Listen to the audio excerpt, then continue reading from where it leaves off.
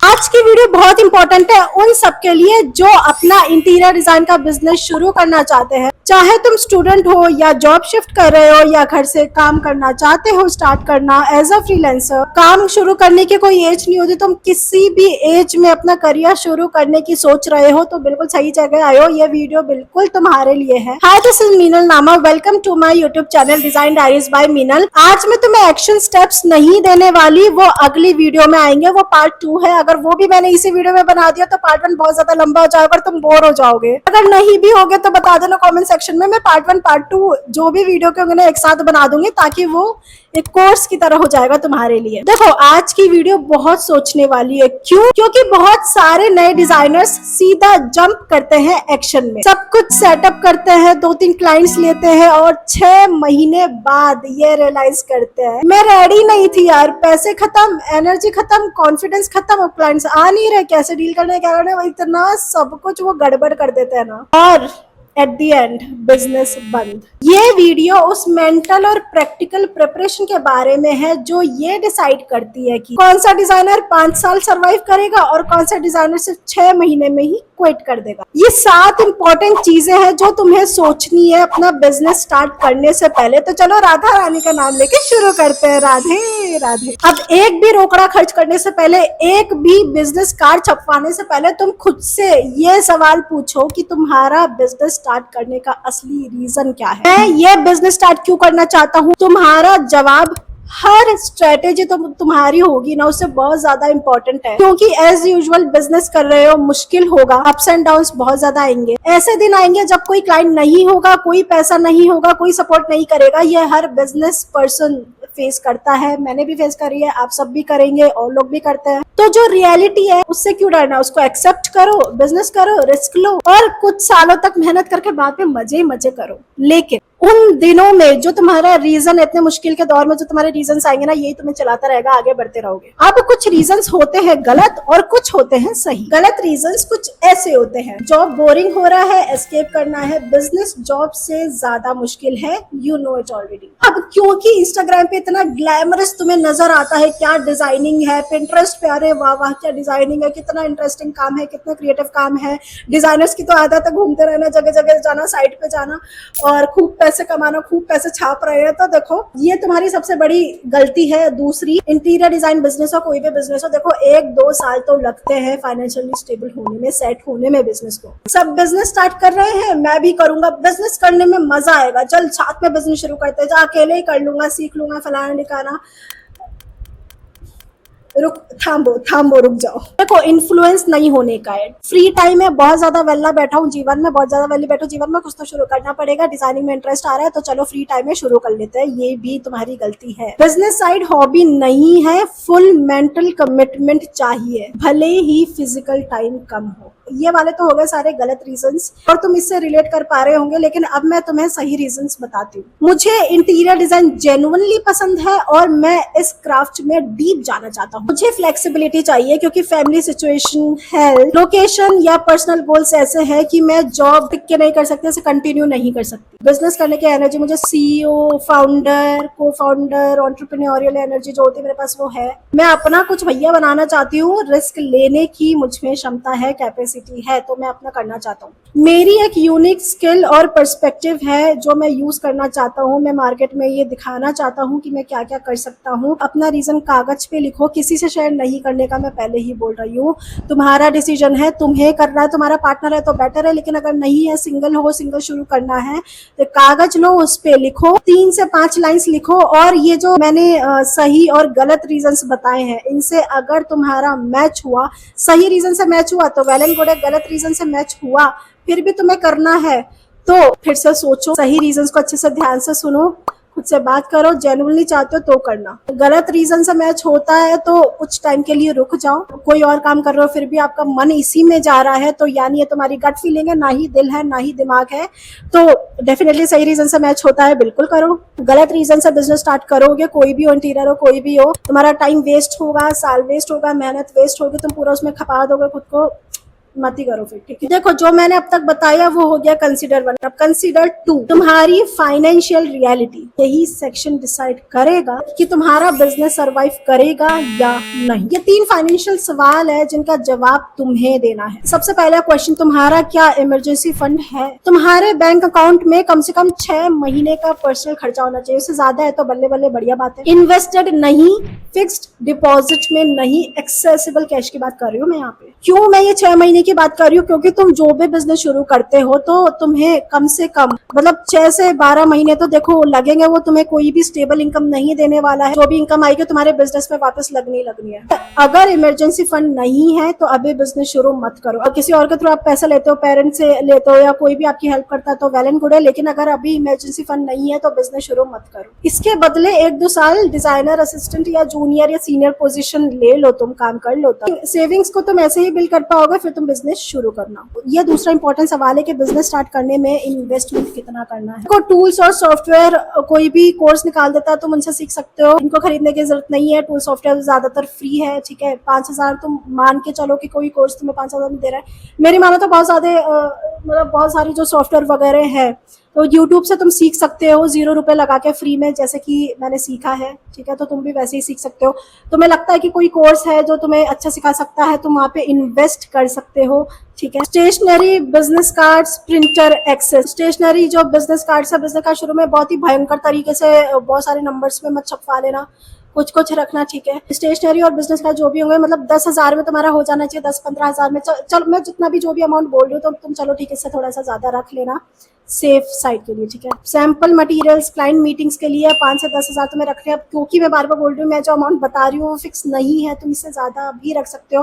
तुम 50,000 भी रख सकते हो, तुम 20,000 भी रख सकते हो, तुम्हारी चॉइस है वो, ठीक है। प्लस तुम्हारा 6 महीने का इमरजेंसी फंड तुम्हारे एक्सपेंसेस के लिए। अगर ये जो दोनों चीज मैंने बताई, ये दोनों चीजें अवेलेबल है तो तुम फाइनेंशियली स्टेबल हो, तुम शुरू कर सकते हो। सवाल 3, अब रियलिस्टिक इनकम टाइमलाइन क्या है? अब देखो ऑनेस्टली बात करते हैं यहाँ पे पहले साल की इनकम के बारे में। जो फर्स्ट 3 महीने होंगे, तो देखो अगर तुम लकी होंगे तो तुम्हारे पैसे बन जाएंगे, पैसे बनेंगे वही तुम्हारे बिजनेस में लगने हैं। तो तुम यहाँ पे नो इनकम ही मान के चलो कि जो मैं कमाऊंगा वो मेरे काम में लगने हैं, खर्चे में लगने हैं, मिसलेनियस में लगने हैं और थोड़े से ही जेब में जाने हैं। हो सकता है पहले महीने कुछ आए नहीं, छोटा मोटा आया या तुमसे बहुत गलती हो तो तुम्हारी जेब के पैसे तुम्हारे उसमें लगे, वो कुछ भी हो सकता है, ठीक है। अगर तुम शुरुआत कर रहे हो तो रिस्क लेना पड़ता है, ये सब चीजें फेस करनी पड़ती है। ईयर 2 ऑनवर्ड्स तुम्हारी हसल, पोर्टफोलियो क्वालिटी, नेटवर्क पे डिपेंड करता है। पोर्टफोलियो क्वालिटी जो मैंने बोला है ना, 8, 10, 15,000 लगा के अपनी बेसिक वेबसाइट तुम बनवा सकते हो, या तो तुम पोर्टफोलियो रेडी कर सकते हो। अगर जो मैंने तुम्हें बताई है, अगर तुम उस इनकम ट्रेजेक्ट्री पे लीव नहीं कर सकते तो प्लान एडजस्ट करो। ये पार्ट टाइम जॉब रखो स्टेबिलिटी के लिए, या कोई तुम्हारा फाइनेंशियल पार्टनर हो जो पहले साल के एक्सपेंसेस कवर करे। देखो इंटरनेट वाली एडवाइस बोलती है फॉलो योर पैशन, लेकिन रियल एडवाइस बोलती है follow your passion when your finances allow it. सोचो तभी करो, ठीक है। चलो ये तो हो गया, अब कंसिडर 1 हो गया, कंसिडर 2 हो गया। अब अपन कंसिडर 3 पे आते हैं, जो कि ये भी बहुत ज्यादा इंपॉर्टेंट है। तुम्हारे स्किल्स का honest assessment. Interior design business सिर्फ 30% डिजाइन स्किल है और 70% बिजनेस स्किल है। ज्यादातर जो नए डिजाइनर्स हैं वो सिर्फ डिजाइन पे फोकस करते हैं, बिजनेस स्किल पे नहीं करते। फिर क्या, फिर वो स्ट्रगल करते हैं। एक लिस्ट बनाओ, जो आता है वो टिक करो, जो नहीं आता है वो मार्क करो। अब ऐसा नहीं है कि तुम बिजनेस करोगे तो तुम्हें सॉफ्टवेयर सीखने की क्या जरूरत, मैं तो और लोग हायर कर लूंगा। नहीं, ऐसा नहीं करना। एज अ बिजनेस ओनर तुम्हें भी ये सॉफ्टवेयर स्किल्स होनी चाहिए पूरी, बहुत ही बढ़िया तगड़ी तरीके से तो नहीं, लेकिन एटलीस्ट यार 50% तो तुम्हें होनी चाहिए। मतलब 60% मान लो। मटेरियल का बेसिक नॉलेज तुम्हें होना चाहिए, बेसिक अच्छी तगड़ी अच्छी नॉलेज हो तो बहुत अच्छी बात है, लेकिन बेसिक नॉलेज भी होनी चाहिए अच्छे से। डिजाइन प्रोपोर्शंस, कलर्स, लाइटिंग की समझ, डिजाइन प्रिंसिपल्स, जो भी चीजें होती है वो सब कुछ तुम्हें आनी चाहिए। अब जो भी क्लाइंट्स की रिक्वायरमेंट होती है उनको डिजाइन में ट्रांसलेट करने की एबिलिटी, मैं डिजाइन को कैसे डिजाइन में इस चीज को इम्प्लीमेंट कर सकता हूँ जो कि क्लाइंट की रिक्वायरमेंट है, ये सब चीजों की एबिलिटी तुम्हें होनी चाहिए उनके बजट के अकॉर्डिंग। लाइक तुम उनको सजेस्ट भी कर सकते हो, बहुत अच्छी बात है, एज अ डिजाइनर तुम करो। ऐसा नहीं है पिंटरेस्ट उन्हें देखा तो उन्हें तुम्हें बताया तुम वही कर रहे हो उनके बजट के अकॉर्डिंग वगैरह, नहीं। तुम डिजाइनर हो, यू आर अ डिजाइनर, तो तुम्हें क्लाइंट को खुद का ऐसा टैलेंट, खुद का ये सब चीजें बतानी चाहिए। वो इम्प्रेस होता है जब तुम अपने हिसाब से उनको सजेस्ट करते हो तो ट्रस्ट और बढ़ता है। अब देखो ये तो डिजाइन स्किल्स की बात हो गई, अब बिजनेस स्किल्स की बात करते हैं जो तुम्हें आनी चाहिए। अजनबियों से कॉन्फिडेंटली बात करना, ठीक है। बेसिक एक्सेल और कैलकुलेशंस, क्योंकि हम बीओक्यू कोटेशन वगैरह ये सब चीजें बनाते हैं, तुम्हें फॉर्मूलाज वगैरह मतलब बेसिक एक्सेल तुम्हें पता होना चाहिए। प्रोफेशनल तरीके से ईमेल कैसे लिखते हैं, व्हाट्सएप राइटिंग कैसे होता है। अब ये जो भी चीजें जो मैं बता रही हूँ ना बिजनेस वाली, ये मैं अगली वीडियो में कवर कर दूंगी डिटेल में, तो तुम्हें कैसे क्या करना है, जैसे हम लोग करते हैं वैसे मैं हर चीज कवर कर दूंगी, तो वरी करने की जरूरत नहीं है। लेकिन तुम्हें ये सब चीजें तो देखो आनी चाहिए। नेगोशिएट करना बिना नर्वस हुए, टाइम मैनेजमेंट और सेल्फ डिसिप्लिन बहुत ज्यादा इंपॉर्टेंट चीज है, ठीक है। टाइम मैनेजमेंट, तो भाई वक्त बड़ा बलवान है तुम्हें पता है, तो टाइम मैनेजमेंट और सेल्फ डिसिप्लिन होना ही होना चाहिए।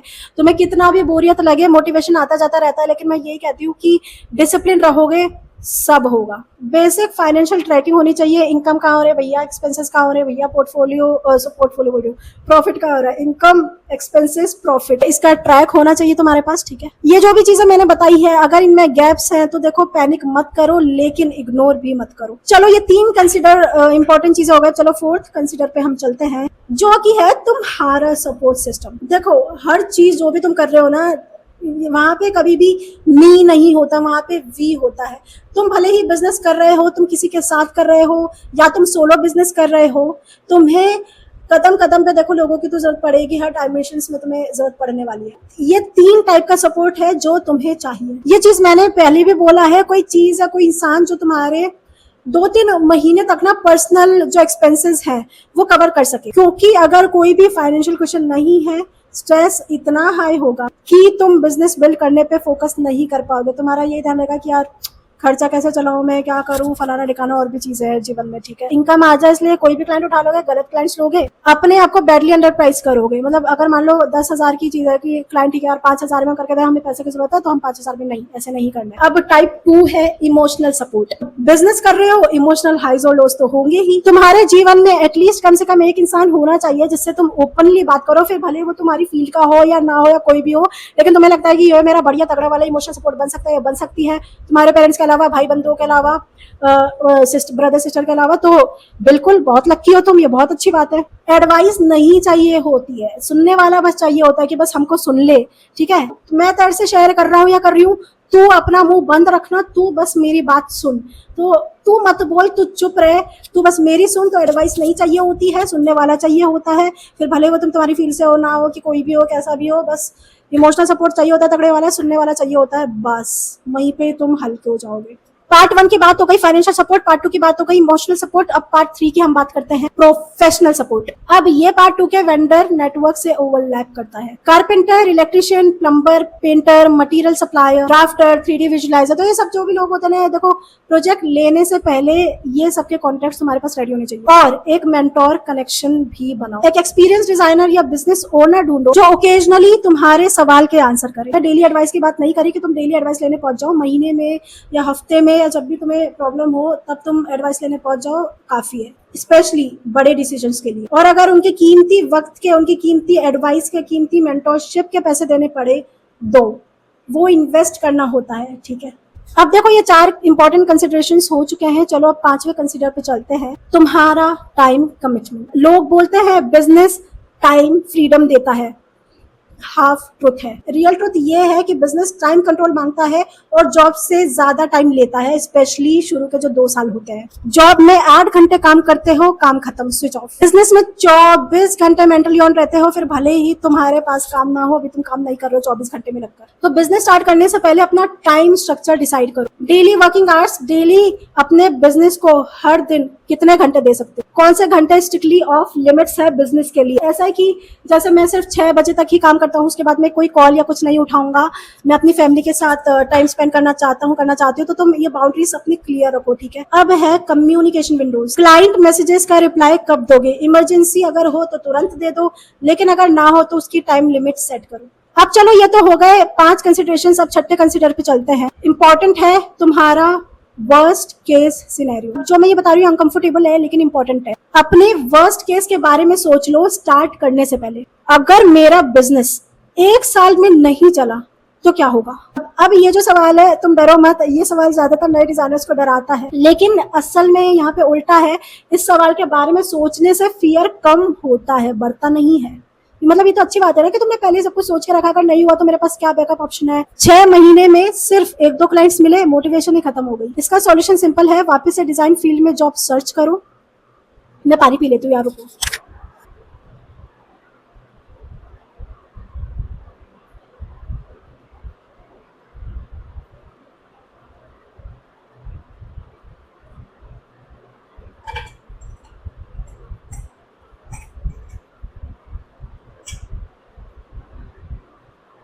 तुम लोग भी पानी पी लो बीच में। मेरी वीडियो में तो तुम लोग को पॉपकॉर्न और कोल्ड ड्रिंक लेके बैठना चाहिए, जब तो एकदम ऐसे मूवी की तरह लंबी लंबी सी। पर हाँ, डिटेल्ड इन डेप्थ में बताती हूँ मैं यहाँ पे, यहीं पे तो मौका मिलता है डेप्थ में बताने का, तो मैं चाहती हूँ कि हर चीज़ में कवर करूँ। देखो, ये पहला केस हो सकता है तुम्हारा कि शुरू के 6 महीने में तुम्हें 1-2 क्लाइंट्स मिले, तब तक मजे आ रहे थे, लेकिन फिर नहीं मिले, खत्म हो गए, हमारी मोटिवेशन भी खत्म हो गई, और 1 साल तक चलो खींच लेते, क्या पता कुछ हो जाए, फिर भी नहीं हुआ, तो तुम्हारी डेफिनेटली मोटिवेशन तो खत्म होनी ही होनी है। अब तुम्हें इस केस में क्या करना है सुनो। वापस से डिजाइन फील्ड में जॉब सर्च करो। तुम्हारे पास अब पोर्टफोलियो है, रियल क्लाइंट एक्सपीरियंस है, नेटवर्क है, तुम्हारी जॉब एप्लीकेशन स्टार्ट करने से पहले से ज्यादा स्ट्रॉन्गर है। ये तुम 6 महीने जो भी तुम्हारा कुछ भी नहीं हुआ, इसको टाइम वेस्ट मत मानना। टाइम वेस्ट कुछ भी नहीं होता है, हर तुम चीज से सीखते हो, फेलियर्स हो, स्ट्रगल्स हो, तो यहाँ से तुमने बहुत कुछ सीखा, तुम्हारा एक्सपीरियंस रहा है, ठीक है, तो इसको टाइम वेस्ट बिल्कुल भी मत मानो। टाइम वेस्ट नहीं है, पैसा लग गया, डेट बन गया, 1-2 साल तक कुछ भी नहीं हुआ, इतना बेकार बेकार चीजें, इतना बुरे फेज में हूं मैं, पैसा सारा चला गया, जेब से पैसा बहुत गया है, अब क्या करें। तो देखो, ये सॉल्यूशन है कि तुम किसी से हेल्प मत मांगना पैसे के लिए, डेथ को कवर करने के लिए, बिकॉज तुम्हें भी उसको देना ही पड़ेगा, वो भी इंटरेस्ट के साथ, क्या पता वो ले, अपना होगा तो नहीं लेगा, लेगा तो सही, देना तो देखो है। तो बिजनेस पॉज करो कुछ टाइम के लिए, ठीक है, बंद मत करो, पॉज करो कुछ टाइम के लिए, जॉब लो अपनी फाइनेंसेस को कवर करने के लिए, 2-3 साल बाद रीस्टार्ट करो बेटर प्रिपरेशन के साथ। अब क्योंकि तुम जॉब करोगे वो सिर्फ फाइनेंसेस कवर करने के लिए नहीं, तुम्हें वहाँ पे और अच्छा एक्सपीरियंस मिलेगा, तुम्हें किसी को वहाँ पे बताना नहीं है तुम ये कर रहे हो वो कर रहे हो, जॉब किया था स्टार्ट, फिर ऐसा हो गया वैसा हो गया, नहीं, तुम ये करो कि यार मुझे जॉब में ये प्रॉब्लम आ रही थी, तो मतलब सॉरी, बिजनेस में मुझे ये प्रॉब्लम आ रही थी, तो मैं जॉब में किससे पूछूं, मैं किससे राय लूं, मतलब कैसे मैं पता कर सकता हूँ कि कैसे सब कुछ ठीक करना है, कैसे और ज्ञान लेना है, कैसे, मतलब ऐसे ना पूछना है हर चीज, तो है ना, ये तुम्हारी जॉब के लिए बहुत बड़ा फायदा होगा। कहाँ थी मैं, भूल गई गाइज। फाइनेंशियली सक्सीड किया लेकिन इमोशनली बर्नआउट हो गए। सिंपल सी चीज है, इसका सॉल्यूशन है कि स्कोप कम करो, कम प्रोजेक्ट्स लो, अपनी प्राइसेस बढ़ाओ, पार्ट टाइम हेल्प हायर करो, बिजनेस को अपनी वेलबींग के अराउंड रीस्ट्रक्चर करो, लॉन्ग गेम माइंडसेट आखिरी कंसिडरेशन है, बहुत ज्यादा इंपॉर्टेंट है, ठीक है, बाकी भी थे ये और भी उनसे भी ज्यादा इंपॉर्टेंट है, long game mindset. Interior design short नहीं, लॉन्ग गेम बिजनेस है। तो भूल ही जाओ ये चीज कि तुम पहले ही साल में अमीर बन जाओगे, पहले ही इतना प्रॉफिट हो जाएगा, देखो ये चीज भूल जाओ, तुम्हारा लक ये हो सकता है, अगर हुआ तो बहुत अच्छी बात है, अगर नहीं, मैं पहले तुम्हें मैंने बोला रियलिटी चेक में दे सकते हो, तो तुम देखो पहले साल में रिच नहीं बनोगे, एटलीस्ट 5 से 10 साल के स्टडी ग्रोथ का प्लान बनाओ। तुम्हारी रेप्यूटेशन मार्केटिंग से ज्यादा मैटर करती है। आज का हर प्रोजेक्ट डिसाइड करेगा कि क्लाइंट्स कुछ सालों बाद तुम्हारे बारे में क्या बोल रहे हैं, क्या बात करते हैं। तुम्हारा जो 10वां प्रोजेक्ट होगा तुम्हारे पहले वाले प्रोजेक्ट से कितना बेटर होगा, उतना ही 50th जो प्रोजेक्ट होगा वो 10th नंबर से बेटर होगा। अपना ये जो तुम्हारा स्टैंडर्ड है ये रेस करते रहो। रिलेशनशिप्स सब कुछ है। आज का एक खुश क्लाइंट डिकेड्स तक रेफरेंस देता है, एक बुरा प्रोजेक्ट सालों तक हर्ट करता है, और क्लाइंट जो फिर लोगों से बात करता है तुम्हारे बारे में वो तो तुम भूल ही जाओ। Cheap rate, sloppy work, fake reviews, copy designs, ये सब तुम्हें इवेंचुअली हर्ट करेंगे, स्पेशली इस इंडस्ट्री में। भले ही ये शॉर्ट टर्म के लिए तुम करो, लॉन्ग टर्म के लिए नहीं चलने वाला, ठीक है, तो इसको तुम अवॉइड करना एक टाइम बाद। अब अपना बिजनेस ऐसे बिल्ड करो जैसे घर बना रहे हो। तुम किसी भी बिजनेस की बात कर लो, किसी भी बिजनेस के लिए वो मतलब ये सब जो चीजें होती है वो लॉन्ग टर्म लेके चलते हैं ना, वो देखो जीतते ही जीतते हैं। जो लोग क्विक विंस चेज करते हैं वो 2 साल में क्विट कर देते हैं, उनका लॉस हो जाता है। डे 1 से डिसाइड करो मैं इसमें लॉन्ग गेम के लिए हूँ, मुझे जल्दी जल्दी सब कुछ नहीं चाहिए, मुझे जल्दबाजी बिल्कुल भी नहीं है। धंधा कर रहे हो, मैगी नहीं बना रहे हो, चाय नहीं बना रहे हो तुम, ठीक है, ये एक डिसीजन सब कुछ बदल देता है। तुम रियलिटी को एक्सेप्ट करके चलोगे कि बिजनेस में टाइम लगता है, प्रॉफिट में टाइम लगता है, अप्स एंड डाउन्स आते हैं, मैगी चाय नहीं है, तुम ये और भी चीजें जो मैंने बताई, अगर तुम उसको एक्सेप्ट कर लोगे, मेहनत करते रहोगे, लॉन्ग गेम का सोचोगे, जो भी चीजें मैंने बताई है, तुम्हारा सब कुछ फिर वो विद द फ्लो वाला चीज होगा, ठीक है, तुम्हारा डर नहीं रहेगा किसी भी स्टेज में, किसी भी टाइम पीरियड के लिए। तो ये था कंप्लीट थिंकिंग फ्रेमवर्क अपना इंटीरियर डिजाइन बिजनेस स्टार्ट करने से पहले। स्मॉल स्केल में अपना इंटीरियर डिजाइन बिजनेस कैसे शुरू करना है हम ये पार्ट 2 में कवर करने वाले हैं इन डेप्थ में। तो तुम जो भी पार्ट 1 में बताया वो चीज़ के तुम नोट्स बनाना, देखना, जो जो चीज़ें बोले करने को वो करना, उसके बाद फिर ही तुम पार्ट 2 देखना, डायरेक्ट पार्ट 2 पे जंप नहीं करने का है। यूट्यूब पे भी सब्सक्राइब कर लेना, यूट्यूब को भी बेल आइकन प्रेस कर देना। दिस इज़ मीनल नामा साइनिंग ऑफ। राधे राधे।